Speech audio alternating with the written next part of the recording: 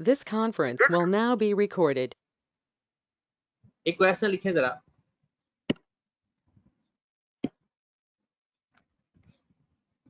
A debt या an amount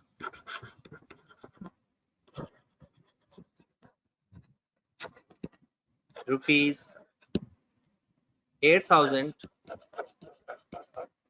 due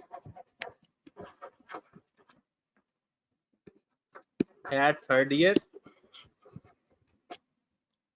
rupees 12,000 due at seventh year. It is decided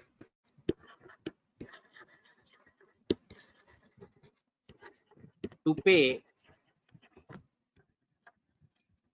whole debt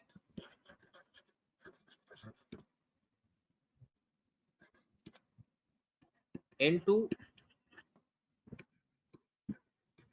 two equal installments.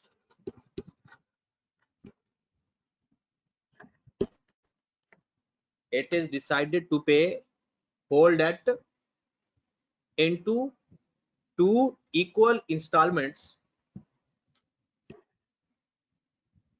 What will be the amount of installment? बल्कि पहले आप लिखें first installment at second year and second installment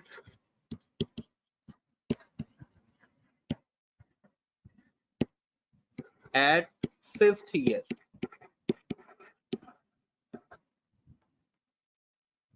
What will be the amount of installment?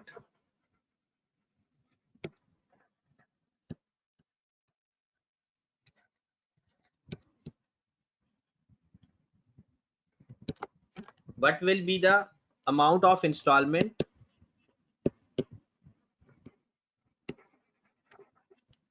if a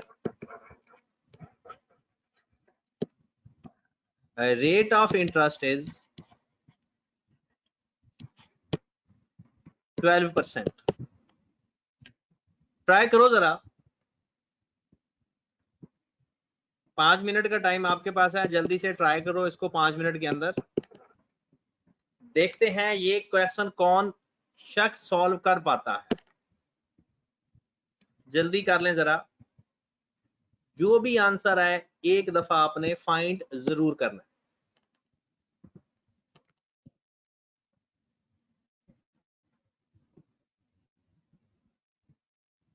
एक और चीज लिख लें, comparison date is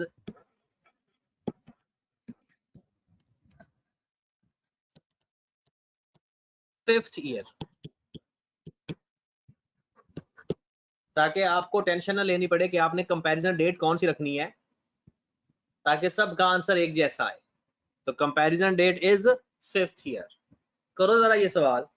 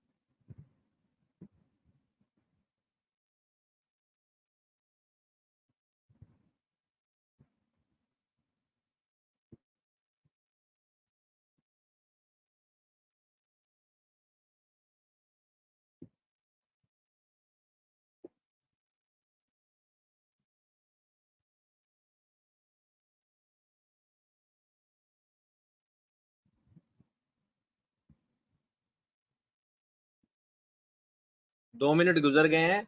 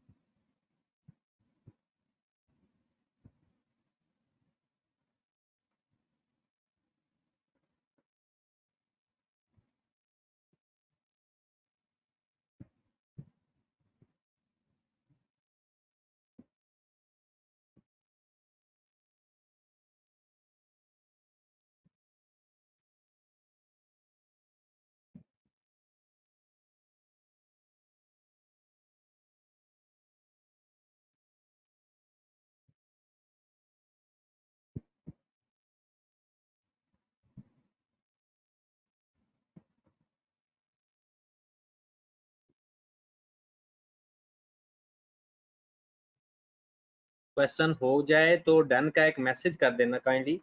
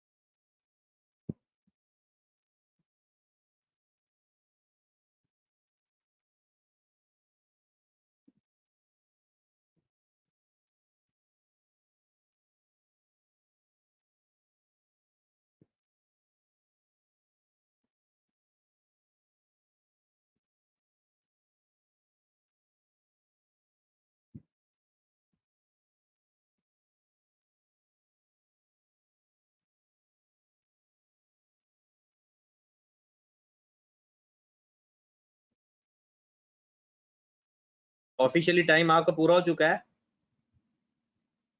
और अभी तक किसी बंदे का मुझे लगता है क्वेश्चन पूरा नहीं हुआ।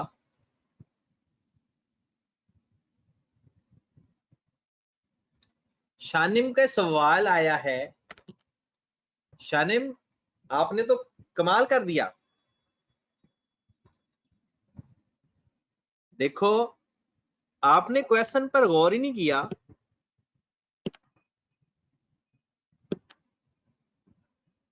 जरा इस पर गौर तो फरमाएं। ये क्या लिखा हुआ है? 2 इक्वल इंस्टॉलमेंट्स। और आपने जो फाइंड किया है वो 2 डिफरेंट इंस्टॉलमेंट्स हैं।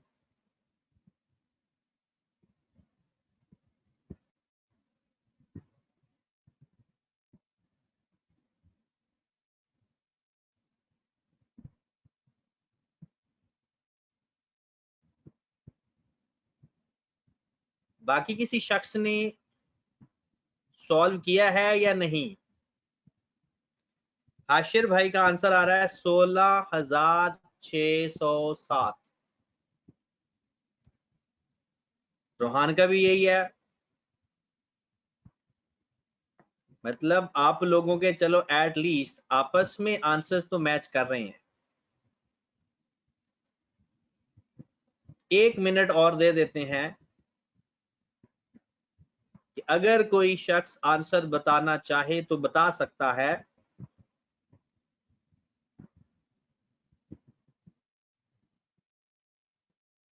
जी जनाब, करना स्टार्ट करें फिर। सबसे पहले हम टाइम लाइन बनाते हैं और देखते हैं किसका आंसर ठीक है। हमारे पास दूसरा साल है, तीसरा साल है, 5वां साल है और 7वां साल है। ऐसा ही है। हमारे जो लोन है तीसरे साल पे 8,000 और 7वें साल पे 12,000। हमने 2 इक्वल इंस्टॉलमेंट्स पे करनी है।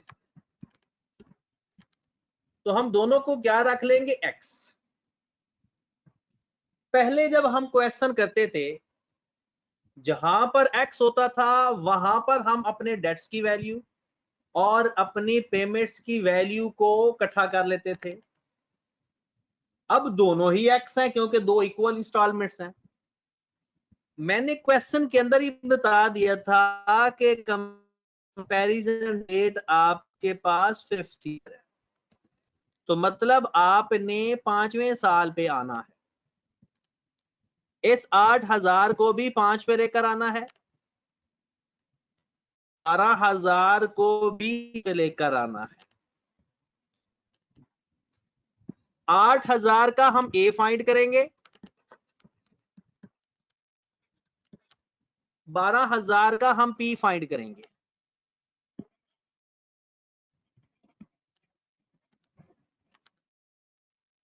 ओके होगी बात। चलें जनाब, 12,000 8,000 का पहले ए फाइंड किया, 8,000 इंटू 1 प्लस 0.12 और टाइम कितना है भला, 2 साल। कितना ए आ रहा है, किसी ने फाइंड किया है तो बताएं।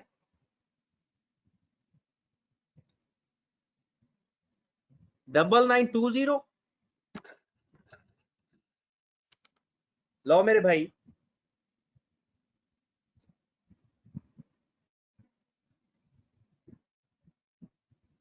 क्लियर होगी बात। उसके बाद इसका पी अगर फाइंड किया जाएंगे तो 12,000 को डिवाइड करेंगे 1 प्लस 0.12 और टाइम इसका भी 2 साल है। तो इसका पी कितना आ रहा है जनाब, 9677।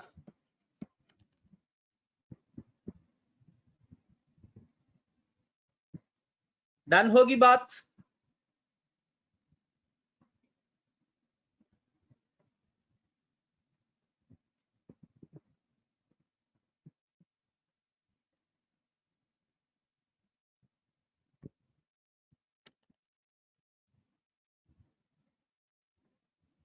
उसके बाद ये तो वैल्यू ऑफ डेट आ गई, अब आ जाओ वैल्यू ऑफ पेमेंट पे।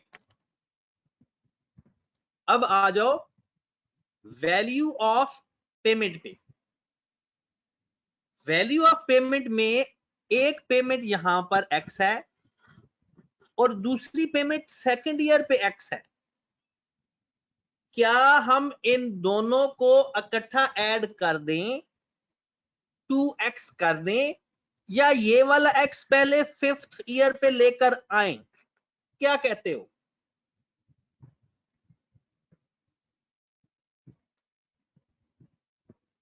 जी जनाब, दोनों को प्लस करना ठीक रहेगा या 5th ईयर पे लाना जरूरी है। तो जब भी हम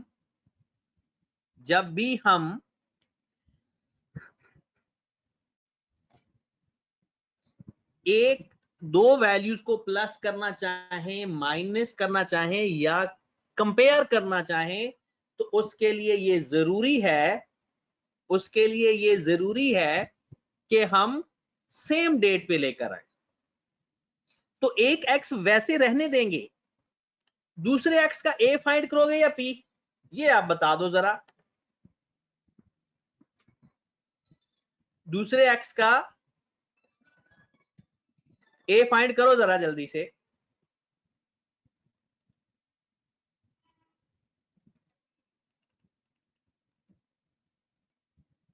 हाँ जी, A is equal to P into 1 plus R T.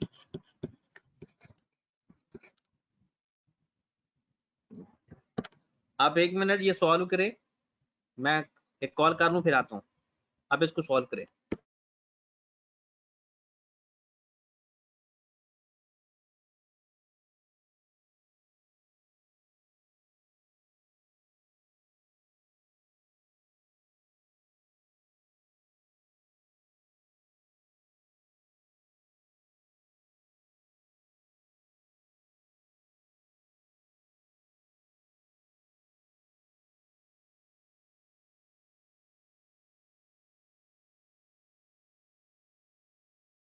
हाँ जी जनाब,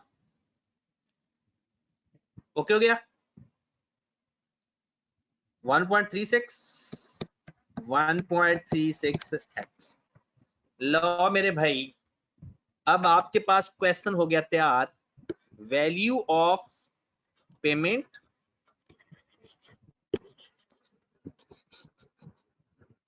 is equal to value of debt.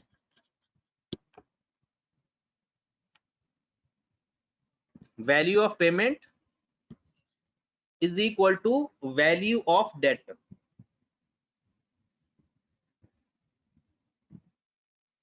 Value of payment हमारे पास एक x है, दूसरा 1.36x है, is equal to value of debt भी बता दे 9920 plus 9677। 2.36x is equal to 19597. X is equal to 19597 divided by 2.36। देखो ऐड करके चेक करो, यही आता है ना 8304। ये हमारा आंसर आ गया। मुझे लगता था एक शख्स का था 8000 कुछ। एक बात याद रखे, कॉन्सेप्ट वही है, कॉन्सेप्ट कभी चेंज नहीं होगा। कॉन्सेप्ट क्या है भला? कॉन्सेप्ट का पता क्या है कि जब भी कोई वैल्यू प्लस माइनस करो या कंपेयर करनी हो तो आपने जरूरी है उसके लिए टाइम का सेम होना जरूरी होगा। जी जनाब, आगे चलते हैं।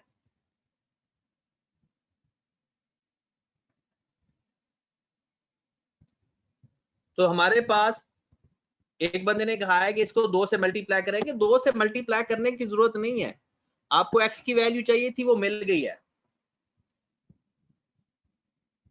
दोनों इंस्टॉलमेंट की अमाउंट यही होगी क्योंकि सेम अमाउंट उसने खुद कहा है क्वेश्चन के अंदर। अगला सवाल, इससे भी इंटरेस्टिंग सवाल। An amount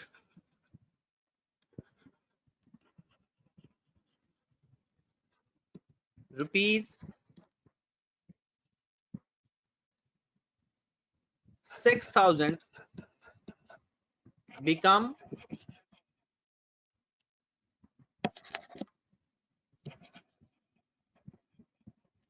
after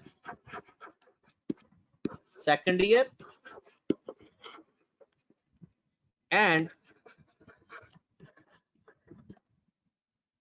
rupees 7500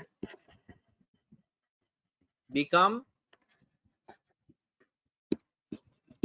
after fifth year. What will be that amount?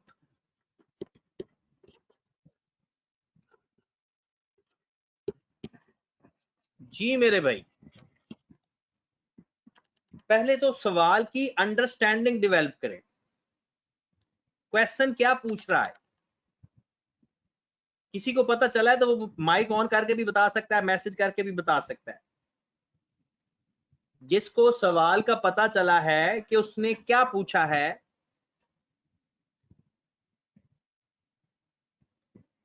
आप मोहम्मद अली कह रहा है कि फर्स्ट इंस्टॉलमेंट पूछ रहा है, अब्दुल रहमान कह रहा है पी पूछ रहा है। हाँ जी उर्वा, आप बताओ, सवाल पढ़ के बताओ। उर्वा ने तकरीबन सही बताया कि वो एक्चुअल में कौन सी अमाउंट है जो हमने इन्वेस्ट की है। एक्चुअल में वो कौन सी अमाउंट है जो दूसरे साल 6000 हो गई है और 5वें साल पे 7500 हो गई है। वो है अमाउंट कौन सी? मतलब वो हमसे पी पूछ रहा है। अगर मैं यहां पर एक लाइन बनाऊं, एक अमाउंट यहां पर हमें नहीं पता, लेकिन ये पता है कि वो चलते चलते दूसरे साल पे 6000 हो गई है, और वही अमाउंट 5वें साल पे 7500 हो गई है। डन होगी बात? क्लियर होगी बात? अब ये अमाउंट अगर मैं लेकर आ जाऊं 6000 को जीरो पे,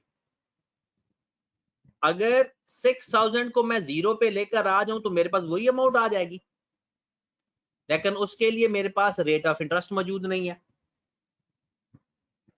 और मैं इस 7500 को भी अगर जीरो पे लेकर आ जाऊं तो जो 6000 से अमाउंट आएगी और जो 7500 से अमाउंट आएगी वो सेम अमाउंट होंगी या दो डिफरेंट अमाउंट्स होंगी?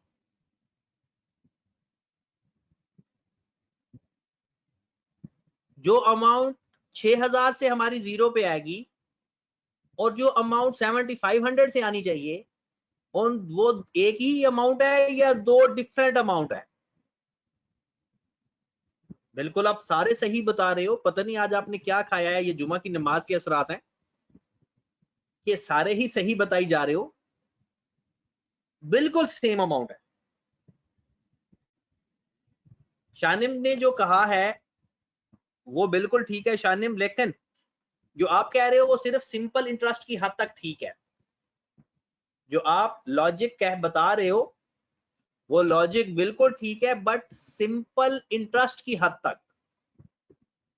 जब हम आगे कंपाउंड इंटरेस्ट पढ़ेंगे तो वो यही कॉन्सेप्ट खराब हो जाएगा, इसलिए हम प्रॉपर वो कॉन्सेप्ट पढ़ते हैं। तो आप ऐसा करो, 6000 के पी का फार्मूला लगाओ A/1 प्लस RT, और ये आ जाएगा 6000 over 1 plus 2R, 1 plus 2R। फिर उसके बाद 5000 का भी पी फाइंड करो, सॉरी 7500 का, ओवर 1 प्लस 5R। आपने खुद कहा है कि 6000 2R ये बराबर है 70 ओवर 1 प्लस 5R। इन दोनों को बराबर रखकर मैं R फाइंड कर लूंगा। इन दोनों को बराबर रखकर हम R फाइंड कर सकते हैं। जल्दी से आप सॉल्व फॉर x करके मुझे R की वैल्यू बता दें। जल्दी से आप अपने अपने कैलकुलेटर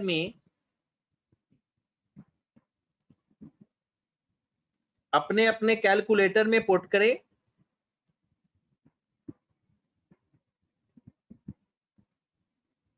सॉल्व फॉर x बता दें। हारिस ये कह रहा है कि सर मुझे नहीं पता चला ये दोनों सेम अमाउंट क्या है। हारिस भाई जरा अंग्रेजी को दोबारा पढ़िएगा। हारिस भाई अंग्रेजी को बड़े गौर से पढ़िएगा।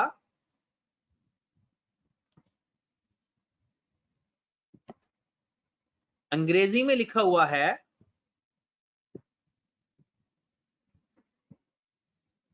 कि एक अमाउंट 2 साल बाद 6000 हो गई है और वही अमाउंट 5 साल बाद 7500 हो गई है। एक ही अमाउंट का जिक्र हो रहा है, एक ही अमाउंट का जिक्र हो रहा है। ओके होगी बात?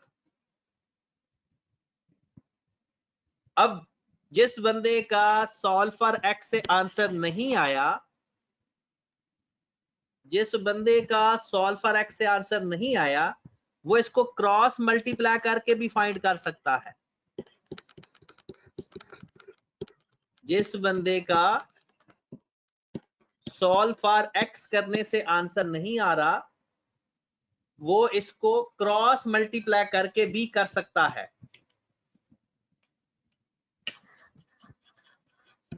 ओके होगी बात? जी जनाब, ताकि पेपर में बैठ के कोई हमें परेशानी ना हो।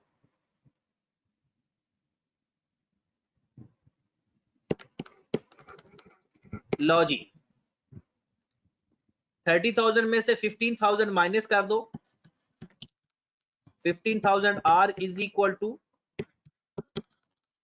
1500 और आर आ जाएगा 1500 को डिवाइड करोगे 15,000 पे और मल्टीप्लाई करोगे 100 से, तो ये हमारे पास आ गया जनाब 10%।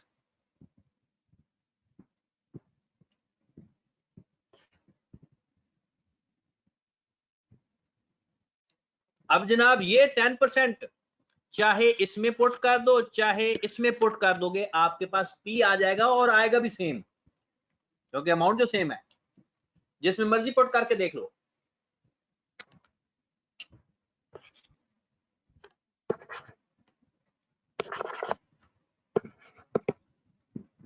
आपने किसी एक में पुट करना है, इसमें पुट कर लो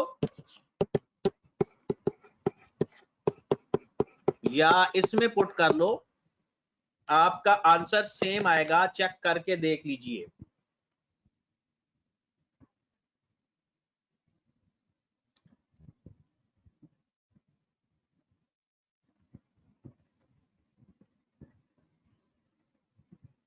ओके होगी बात?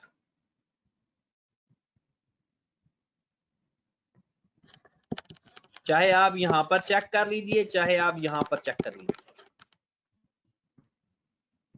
एक शख्स ने सवाल किया कि सर ये 30,000 और 15,000 कैसे आया?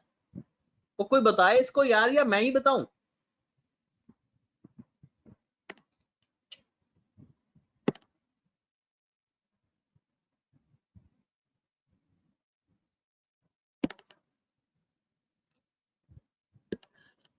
एक 6,000 को अंदर मल्टीप्लाई किया, एक 7,500 को अंदर मल्टीप्लाई किया।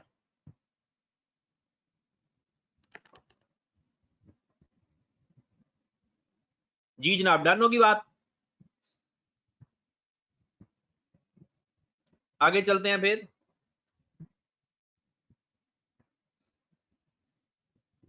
अगला सवाल आ जाओ फिर।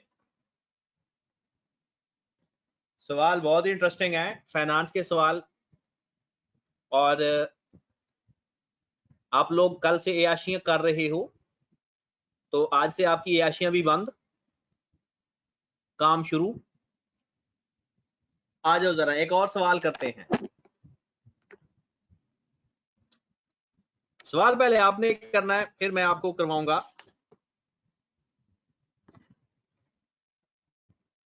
क्वेश्चन ये है, an amount of rupees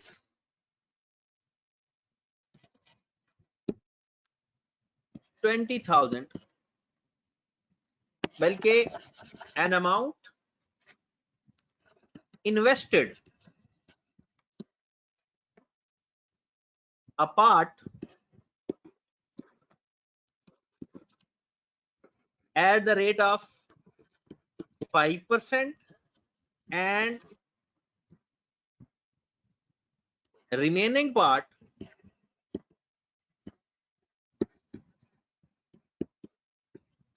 at the rate of 7%। हमारे पास कुछ अमाउंट है, हमने उसके दो हिस्से कर लिए। हमारे पास एक अमाउंट है, वो अमाउंट भी मैं बता देता हूं। An amount rupees 20,000 invested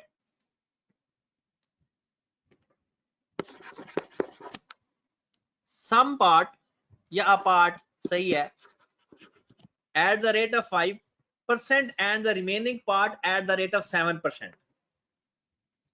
If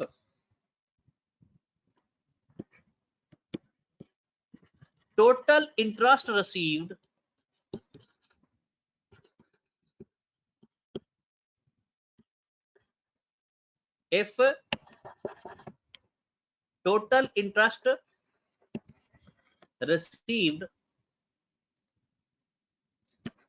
in 2 years,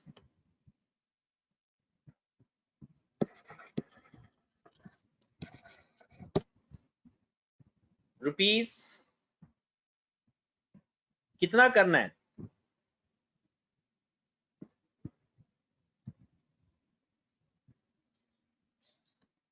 4500 कर लेते हैं।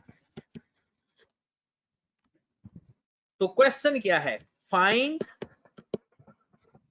Amount invested at 5%। दोबारा क्वेश्चन सुनिएगा।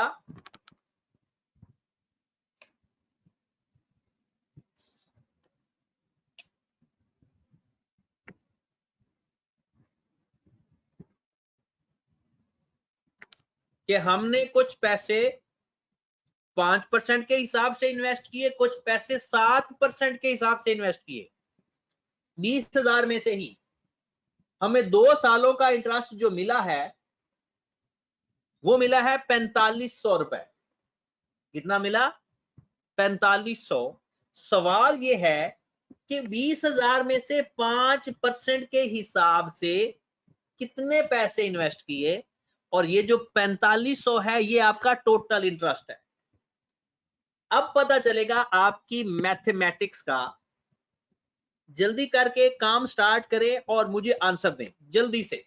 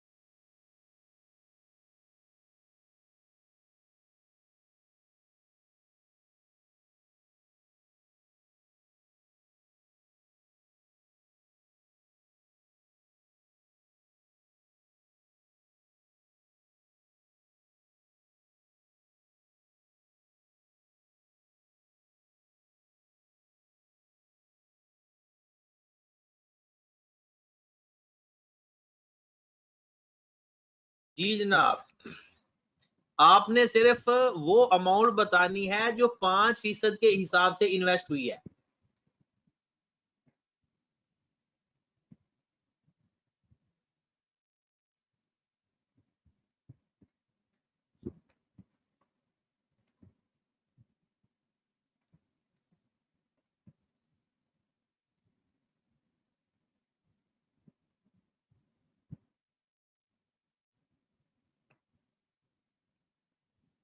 जल्दी कर लो यार।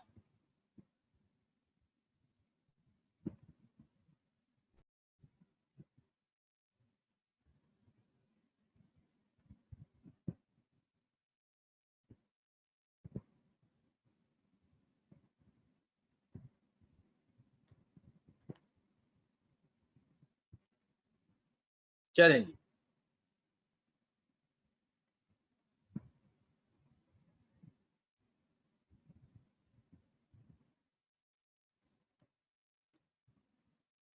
और वो आपका आंसर कितना आया?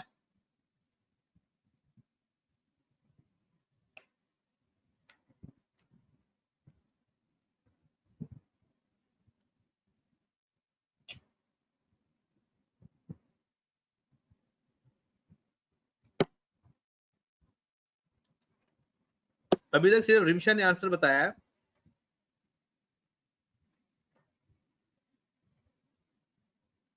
शानिम, आपका आंसर किधर है? मुबशिर, अली हमजा, उस्मामा, अजीम, जल्दी बताओ मेरे भाई।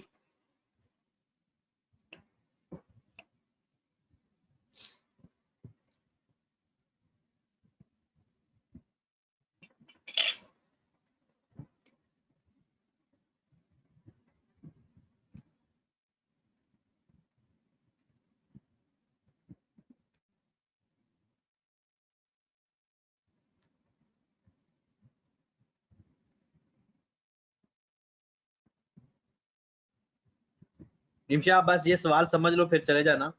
सिर्फ मैं ये सवाल समझा देता हूँ, फिर क्लास को बंद खत्म कर देते हैं।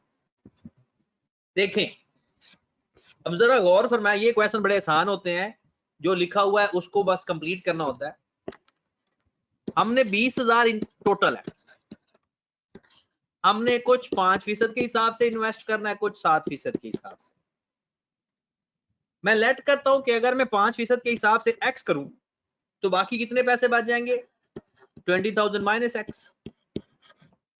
मैंने सपोज किया कि अगर 5% के हिसाब से एक्स इन्वेस्ट करूंगा तो बाकी पैसे बचेंगे कितने? 7% के लिए 20,000। कितने पैसे बचेंगे? 20,000। ओके होगी बात? अब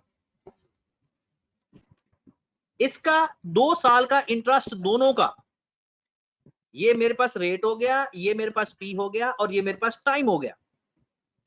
इसका भी इंटरेस्ट और इसका भी इंटरेस्ट, दोनों इंटरेस्ट बनते हैं 4500। मतलब इसका आई प्लस इसका आई, टोटल इंटरेस्ट है 4500। तो इसका आई क्या होगा?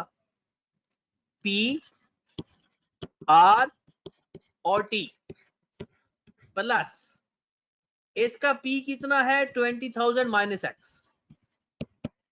पी आर और टी, और टोटल कितना? 4500। चेक करो जरा कितना आसान क्वेश्चन है ये। अब इसको और इसको सॉल्व करके एक्स की वैल्यू फाइंड कर लो। 0.1 एक्स प्लस ये 1.4 को अंदर मल्टीप्लाई कर दो ना, 0.07 मल्टीप्लाइड बाय 2, ये आ रहा है, इसको मल्टीप्लाई करके 0.14। इस 0.14 को 20,000 से मल्टीप्लाई कर दो तो ये आ रहा है 2800 माइनस 0.14 माइनस। ओके होगी बात?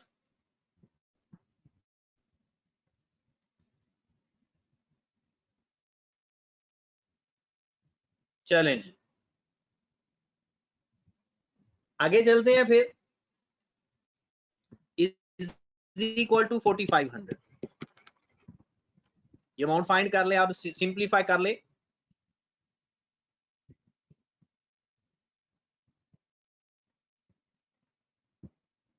हो गया?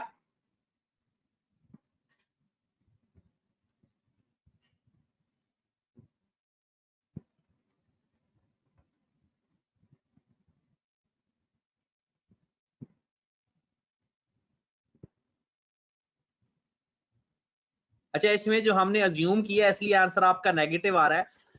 तरीकाकार इसका यही है, हमने क्वेश्चन सारा अज्यूम किया है जिसकी वजह से आंसर हमारा नेगेटिव आ रहा है। इसका तरीकाकार यही है, ठीक है। आपने कल आई कैप स्टडी टेक्स्ट के क्वेश्चन करने हैं, आई कैप स्टडी टेक्स्ट के फर्स्ट 20 क्वेश्चन 5th चैप्टर के,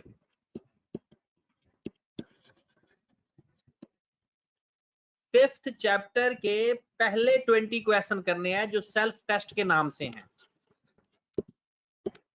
उसके पहले 20 क्वेश्चन करेंगे और कल हम वो डिस्कस करेंगे और फिर एक आपको असाइनमेंट देंगे, तो ये हमारा सिंपल इंटरेस्ट कंप्लीट हो जाएगा इंशाल्लाह। ठीक है जनाब, ओके जी, अल्लाह हाफिज।